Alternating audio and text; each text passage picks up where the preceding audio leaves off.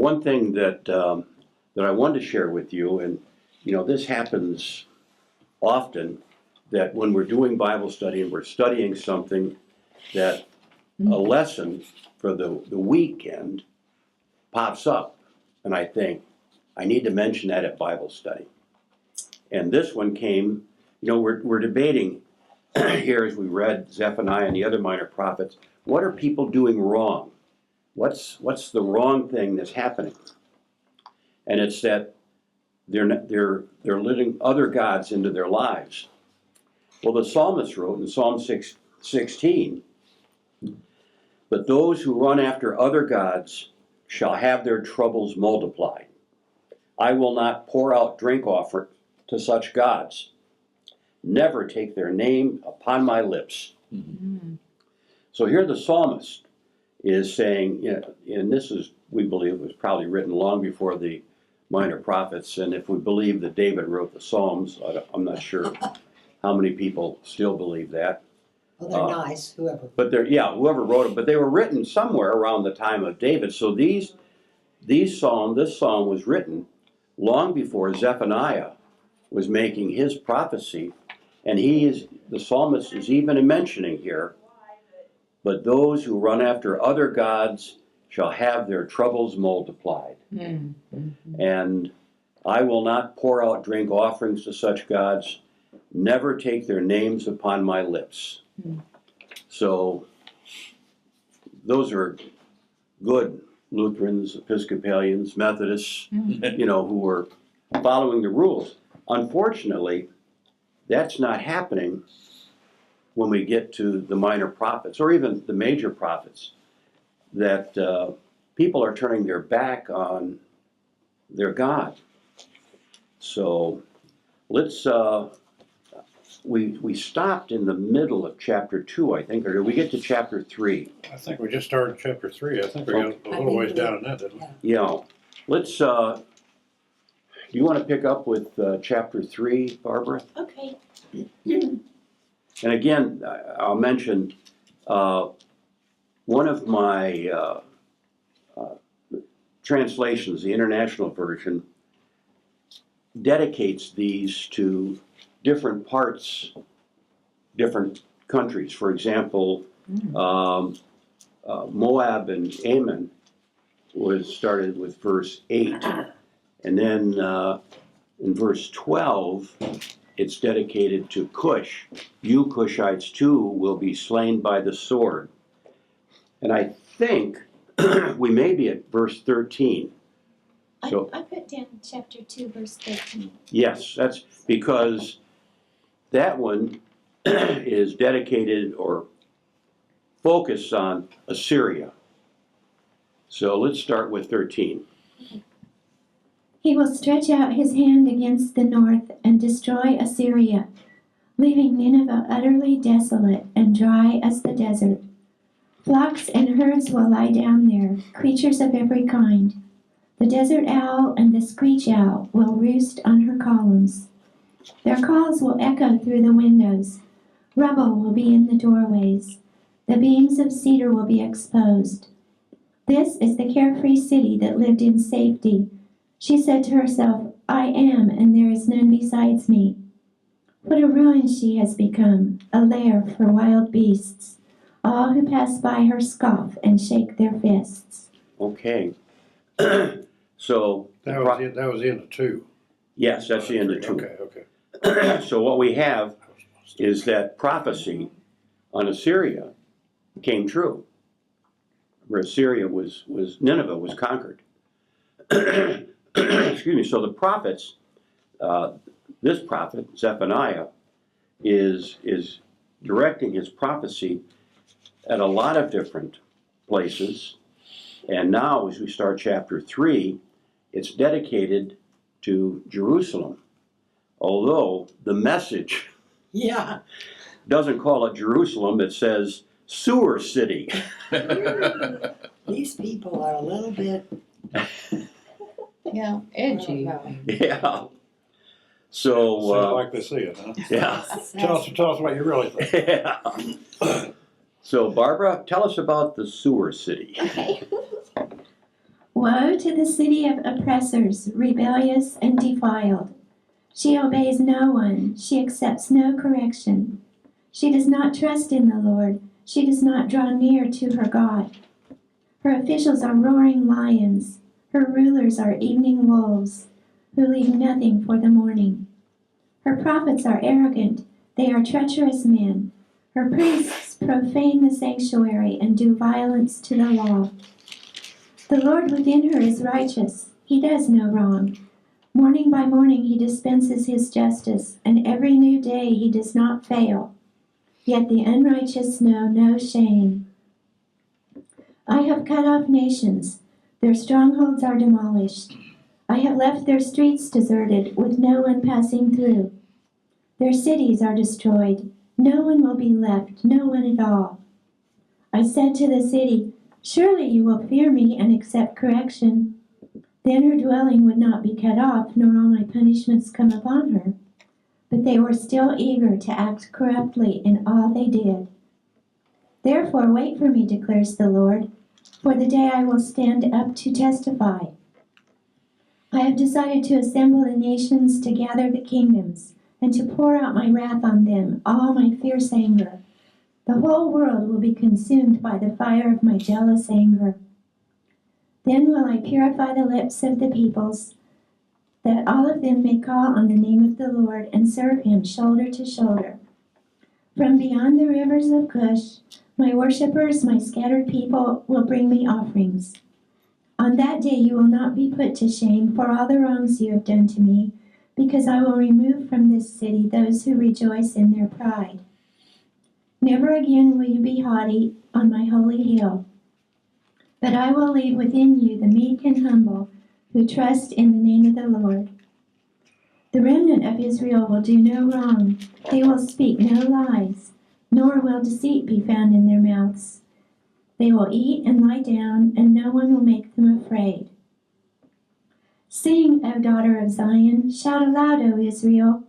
Be glad and rejoice with all your heart, O daughter of Jerusalem. The Lord has taken away your punishment. He has turned back your enemy. The Lord, the King of Israel, is with you. Never again will you fear any harm. On that day they will say to Jerusalem, do not fear, O Zion. Do not let your hands hang limp. The Lord your God is with you. He is mighty to save. He will take great delight in you. He will quiet you with his love, and he will rejoice over you with singing. The sorrows for the appointed feasts I will remove from you. They are a burden and a reproach to you. At that time I will deal with all who oppressed you. I will rescue the lame and gather those who have been scattered. I will give them praise and honor in every land where they were put to shame. At that time I will gather you. At that time I will bring you home. I will give you honor and praise among all the peoples of the earth, when I restore your fortunes before your very eyes, says the Lord. Okay. The prophets always deliver a bad news story, but most of them end the bad news story with a story of hope. You know, you will be returned. You will find your former glory.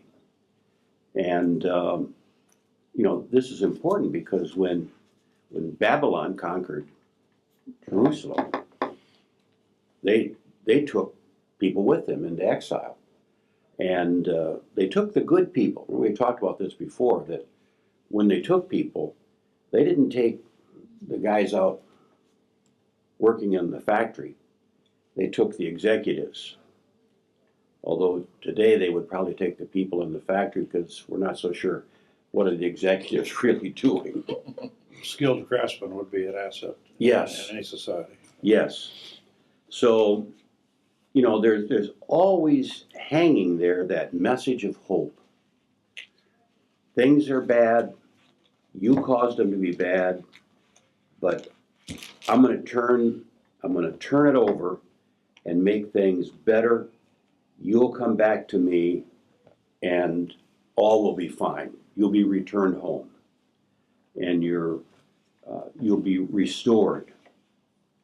In fact, in the New International Version, verse 9, that section begins with the restoration of Israel's remnant. Then I will purify the lips of the peoples, that all of them may call upon the name of the Lord.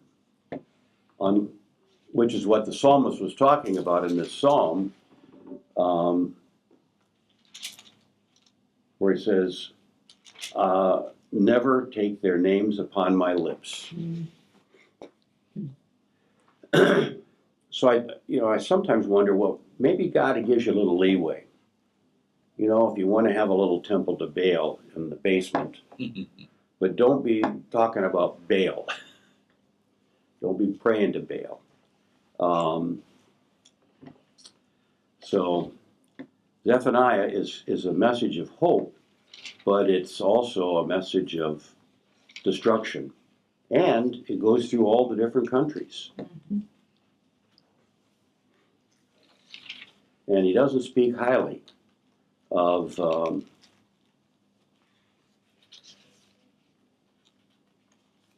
people who are running Jerusalem. And what's changed in our society today? Yeah, this, and you see that, you know, when you elect a president who says we're going to change some things. Some people resist being changed. Yeah, out. the party that wants to make change, the other party says, oh no, you're not going to change that. And it happens no matter who's in the White House. You know, we're going to do it this way. Somebody else says, oh no. I know every time, and I look back over, like most of us here, look back over a lot of people who are elected to an office. And before they get in the office, the opposition is already developing a plan on how they can shut down, what these people are going to try to do. Rather than saying, let's have a drink and figure out how we can make this work. You get this stubbornness. I remember a time when senators and Congress people would be at each other's throats during a debate and then would walk out of the chamber arm in arm and go out and have dinner. But we don't see it anymore. Now there's like a level of hatred that exists. Level of hatred that exists that shuts down any kind of cooperation. Well, you don't really see what goes on in that cloakroom or whatever they call it, out of sight of the camera. Yeah. But boy, I don't. But, maybe the news media compounds the problem, I think they do. and Oh. that's Yeah. what's hurting us now. Yeah. And so it's going to take some time to see if we can bring them together to get some accomplishments Yeah. that haven't been done for years, and see if we can go from there. Now, as you say, the stubbornness is there. Yeah. How do you overcome that? Well, that's mentioning the news. We had an important example that happened this week. That Morning Joe Yeah, and Yeah. Minka, or what? I never watch it. I don't either. But here are two people that I know have said just horrible things about Trump. Yeah. They're entitled to free speech. But they decided they want to go down to Mar-a-Lago and have a sit down with them. And I thought, that's pretty nice. I mean, they've not agreed with them. They went down to have a sit down, and then all hell broke loose. People are saying, I'll never watch Morning Joe again. They're trying to. Because they drank the Kool-Aid that they were spewing out for the last. Yeah. I mean, and they said on their show, I did watch their show the day after, and they said, there's still a lot of stuff we disagree with. But at least we were able to lay it on the table and say, we're not sure we agree with this. And he said, I'm not sure I agree with that. I will say one thing. No matter what anybody thinks about the Trump. He says some bad things about people, but he never holds a grudge. You know, if it had been me and the Morning Joe guys said, we'd like to come down and meet with you, I'd say, did hell freeze over? I'm not sure I want to talk. But he welcomed him in. You know? Well, they were great friends before he Yeah. was elected. In the first Yeah. place. I just got in on this, Yeah. so I don't know what's been covered. But You know, we need to get back to the concept of, I can think you're wrong Okay. without thinking you're evil. yeah, you can be wrong without being Hitler. Yeah. I mean, or you can be wrong without being, you know, But if picky. you're Hitler, you're wrong. Yeah. So I mean, but it's that kind of working together that people need. And I think that what we see here during the time of Zephaniah and some of the other prophets is you had people who said, you know, I'm with Baal because Baal's going to make Jerusalem great again. And you had people who said, no, Yahweh has always had Jerusalem. So they couldn't get along. They couldn't agree. And so, you know, what happens when people don't agree? You end up drinking the Kool-Aid. It's gonna take some organizations to step up to the plate and give the president some help. Yes, The military is one of them. And it's gonna have to come from the head shed down, not from the lower right. up. And it's gonna take a while, but it can be done. Yes, And that's the essence of the whole thing. Can it be done? Yes. But how do we go about it? Well, we're gonna have to experiment. yep. And people who say, well, he's appointed so-and-so, you know, what does that person know? You know, that was a dumb, well, I'm not sure. You give him a shot. Yes, exactly. And if it works, fine. If it doesn't work, I will tell you that I think Trump is the kind of president, if you're not doing your job, you're on the unemployment line. He had no trouble in his first administration of just letting people go. So anyway, although I think there's a verse in here that was scary to me. Chapter 2, verse 15. That she said to herself, I am, and there is none besides me. That's what God says. And so this city was saying that. right, That's scary. yes, that's Assyria. Assyria said that. And you know, they just, well, the message says, can this be the famous fun city that had it made, that boasts, I am the #1 city, I'm king of the mountain. So why is the place deserted, a lair for wild animals? Passerbys hardly give it a look. They dismiss it with a gesture. So hey, you escaped. I'm here. Hooray. Well, it's good to see you. I can't recommend that for anybody. We're happy you're here. Yeah, that was something else, I'll tell you.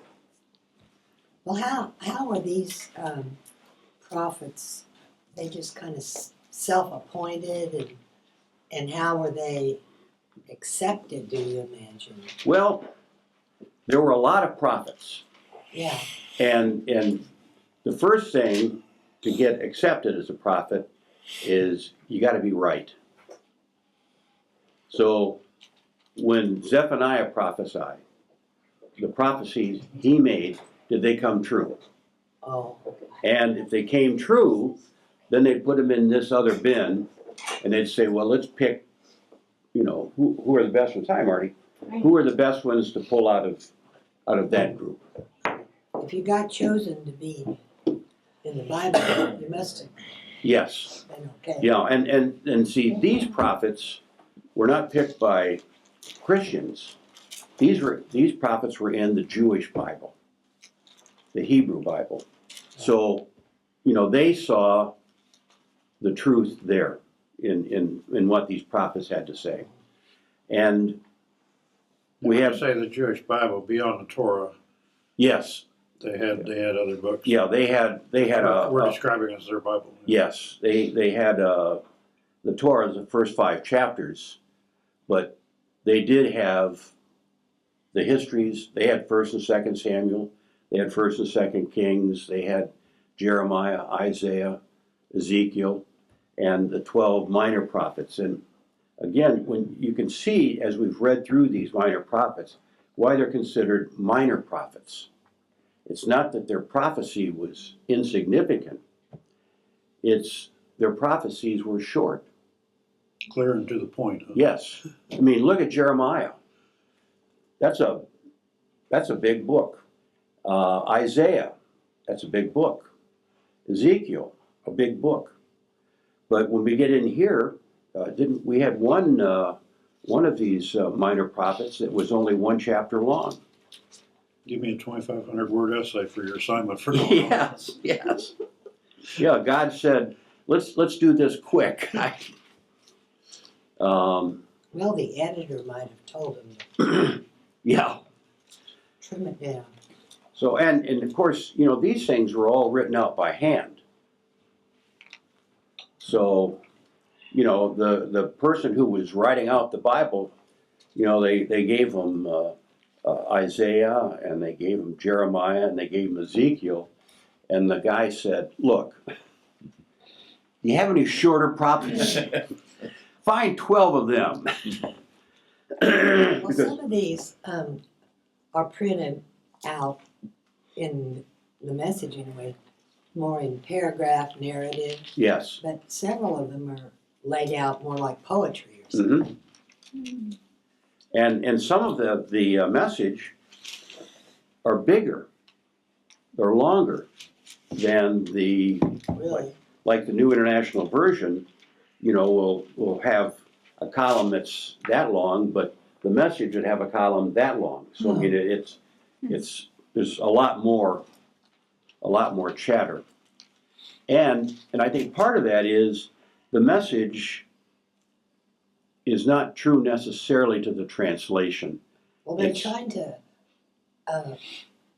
take a 2-word little phrase from that time and explain it a little bit. Yes, and that's why I think it's called the message, Yeah, because it's giving you the message intended. that's intended. It's kind of like Facebook posts where the comments get included in the, Yeah, that's right.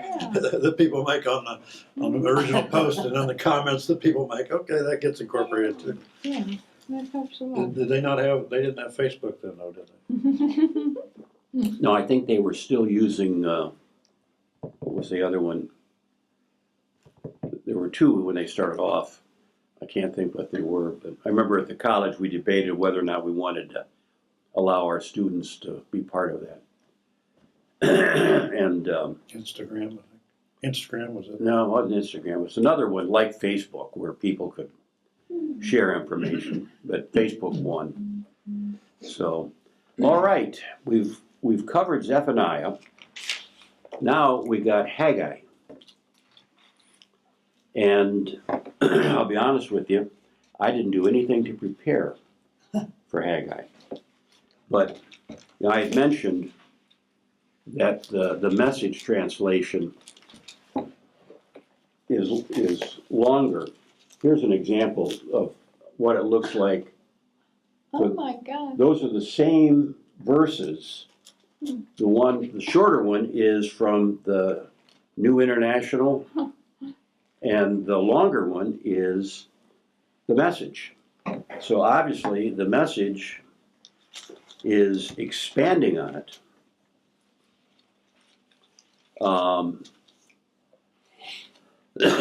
So, does those of you who have the Message, does it have an introduction to Haggai? Yes. What does it say? Well, it's kind of long. Places of worship are a problem, and the problem does not seem to be architectural. Grand Gothic cathedrals that dominate a city don't ensure that the worship of God dominates the city. Unpainted ramshackle clapboard sheds perched precariously on the edge of a prairie don't guarantee a congregation of humble saints in denim Smart aleck. Yeah. As we look over the centuries of the many and various building projects in God's name, wilderness, tabernacle, revival, tent, Gothic cathedral, wayside chapel, synagogue, temple, meeting house, storefront, mission, and catacombs, there doesn't seem to be any connection between the buildings themselves and the belief and behavior of the people who assemble in them. In noticing this, it is not uncommon for us to be dismissive of the buildings themselves by saying, a place of worship is not a building, it's people. Well, we've heard that lately before. Yes. I prefer worshiping God in the great cathedral of the outdoors. These pronouncements are often tagged with a scriptural punchline. The God who made the universe doesn't live in custom-made shrines, which is supposed to end the discussion. God doesn't live in buildings, period. That's what we often say. But then there is Haggai to account for. Haggai was dignified with the title prophet, therefore we must take him seriously. His single task, carried out in a 3.5-month mission, was to get God's people to work at rebuilding God's temple, the same temple that had been destroyed by God's decree only 70 or so years earlier. Compared with the great prophets who preached repentance and salvation, Haggai's message doesn't sound very spiritual, but in God's economy, it is perhaps unwise to rank our assigned work as either more or less spiritual. We are not angels. We inhabit space. Material, bricks, mortar, boards, and nails keep us grounded and connected with the ordinary world in which we necessarily live out our extraordinary beliefs. Haggai keeps us in touch with those times in our lives when repairing the building where we worship is an act of obedience, every bit as important as praying in that place of worship. Okay. So it's interesting that we're going to read Haggai and talk about church buildings when the Cathedral of Notre Dame in Paris is being reopened this week. Nice. They weren't quite done with the top part, I don't think. No, they're having the first tourists come in this week, so it's going to be, it's Well, that was just so horrific when that Yeah. fired.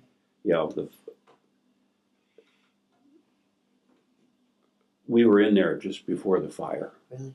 and it is an unbelievably impressive building. You can't imagine the workmen that built it originally and did all the sculpturing and all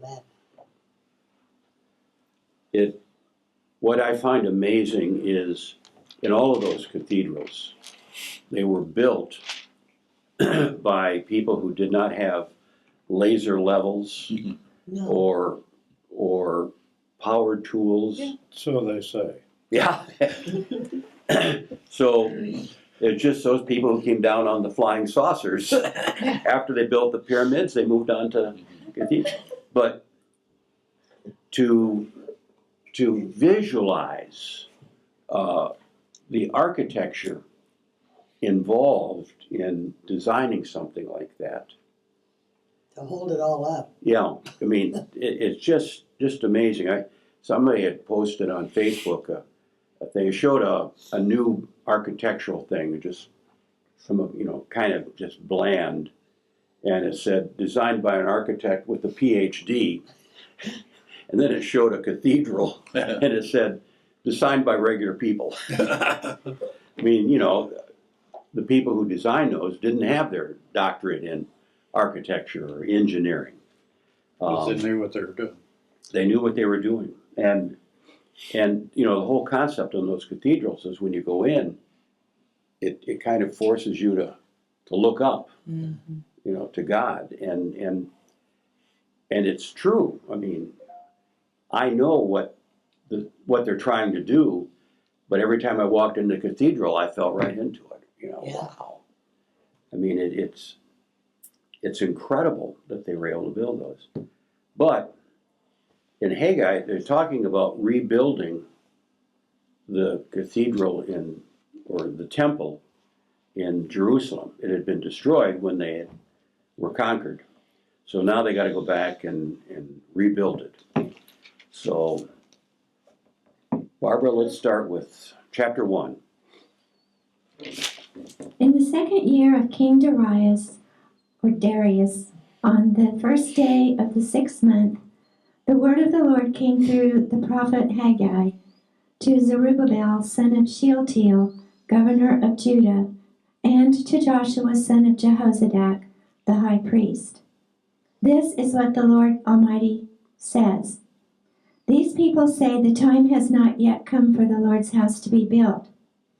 Then the word of the Lord came through the prophet Haggai. Is it time for you yourselves to be living in your paneled houses while this house remains a ruin? Now this is what the Lord Almighty says. Give careful thought to your ways. You have planted much, but have harvested little. You eat, but never have enough. You drink, but never have your fill. You put on clothes, but are not warm. You earn wages only to put them in a purse with holes in it. This is what the Lord Almighty says. Give careful thought to your ways. Go up into the mountains and bring down timber and build the house, so that I may take pleasure in it and be honored, says the Lord. You expected much, but see, it turned out to be little. What you brought home I blew away. Why? Declares the Lord Almighty.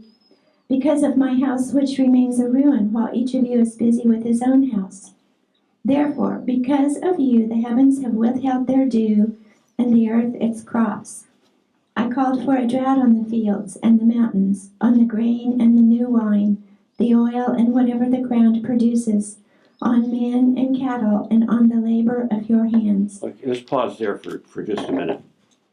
The message, here's why it gets longer, where the New International Version said, this is what the Lord Almighty says. The message says, a message from God of the angel armies.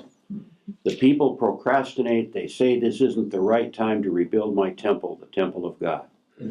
Shortly after that, God said more, and Haggai spoke it. How is it that this is the right time for you to live in your fine new homes while the house of God's temple is in ruins?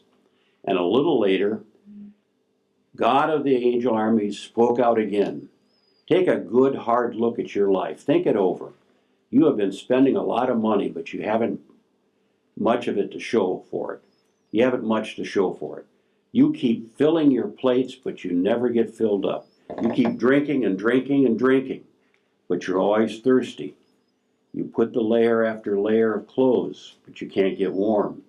And the people who work for you, what are they getting out of it? Not much. A leaky, rusted out bucket, that's what. That's why the God of the angel army said, take a good hard look at your life. Think it over. See again, he just really expanded on what the New International Version said. Then the message continues, then God said, here's what I want you to do. Climb onto the hills and cut some timber. So now he's giving them directions on how to harvest the timber. But Now it's God. God's saying this now. It's yes, not the prophet right. telling the people. And it's God of the angel armies. So you better listen. Yeah. So it really. So what does it sound like God wants done? He wants the temple finished. Rebuild the temple. He wants to be first. Yep. So what is that? How do we interpret that then? We see churches investing a lot of money in buildings. Well, what I notice as I drive down 30th or somewhere, they build big, but they don't build fancy. You know, they're like Butler buildings or you know, Something like like a bowling alley would be. that. Yeah, similar. You think they got all the sin out of that bowling alley? I just wonder if they got all the smoke out of it, because those That- buildings hold on to that odor for a long time. They'd have to use incense to kind of break it up. But, you know, when you think, you've got a church building, how often is it used? I mean, that's the problem I've always had with church buildings. This is a big building. It's used on Sunday mornings. But now, if you're speaking about the sanctuary part, right, unless it's a funeral or wedding or something, but I was really happy during the years that we had a Montessori Yes, preschool in here. yes, It really was wonderful to walk in for some other church purpose in the yes, kitchen or something you had to do. yes. We really need to see church buildings used for other things. Now at Emmanuel, they've got a preschool. It's part of the early ed. Yes. It's been It- annexed out there. Yes, and you know, we clean the rooms, and I came into the fellowship hall one day, and they had tables set up with these toys all over them, and the section was. Oh, they were sanitized. Yeah, he was spraying them. I said, "What are you doing?" He said, "I'm sanitizing these. We do that, I don't know, once a week." And then he said, "If Well, they it's do that at the main building too. That's Yeah. a big deal. cold or flu season, we Yeah. try to do it every day." Right. Oh, yeah. And I thought, wow, I never even would have thought of that. That's But reassuring to a parent yes, when you bring your healthy kid down or out there, either one. but you know, there's just a lot of building that's still not used, and Right. You know what I'm kind of observing? I see a lot of this old archaeologist findings in Mayan desert, jungles and everything else.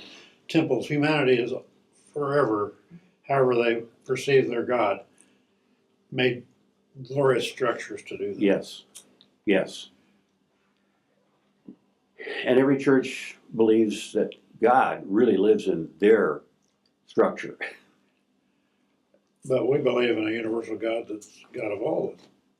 Yes, So these people were except maybe worshiping the same God. They didn't have the same name for him and processes, but they were still the Almighty. You know? Yeah, but if God's going to take a nap, He's going to take a nap at Emmanuel, or Grace, That would be a rest. or Trinity.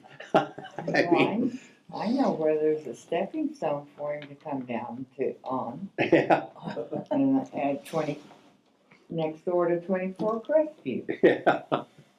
We'll see you next week. Okay. Take care, Alan. Don't go away mad. No, Take care of Melly. but it's you know, churches do provide comfort. Yeah. But you know, when I was in seminary, I did my internship at a church that was actually a coffee house. It was known as the Episcopal Church, the Episcopal Congregation of the Church in Reston, Virginia. Because the pastor said, the church is the whole community. It's not one building. And we had a coffee house, and he did what you call curbstone counseling. They supplied lunch. We started a bus program and turned it over to the community. We started a daycare, turned it over to the community. Church didn't run stuff that the church shouldn't run, but we got stuff started and let the community take over. And Sunday, we had worship in the community hall. In the community, Community hall. hall. Yeah, So it was really a street ministry on steroids. yeah, yeah. And we had a big congregation. We had a lot of people who were involved in government. You know, you'd be.